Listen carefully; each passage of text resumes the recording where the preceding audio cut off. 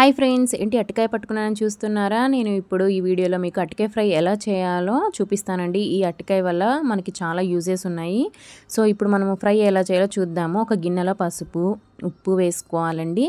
మనం 2 అరటికాయలు తీసుకున్నాము. అవి సన్నగా కట్ చేసుకొని ఆ నీళ్ళలో వేసుకోవాలి. లేకపోతే అరటికాయ నల్లపడిపోతుంది, అలాగే గమ్ము గమ్ముగా ఉంటుంది. సో అలా వేసుకుంటే మనకి ఏ గమ్ములాగా ఉండదు, ముక్కలు కూడా నల్లబడకుండా ఉంటుంది.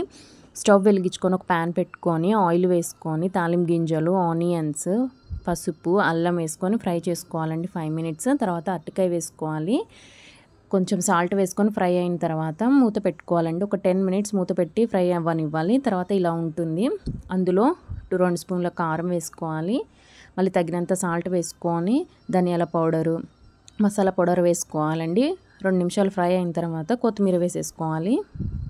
అంతే, రెడీ. ఈ పచ్చి అరటికాయలో ఫైబర్ ఎక్కువగా ఉంటుందండి. మలబద్ధకం, గ్యాస్, అసిడిటీ సమస్యలు కూడా తొలగిపోతాయి.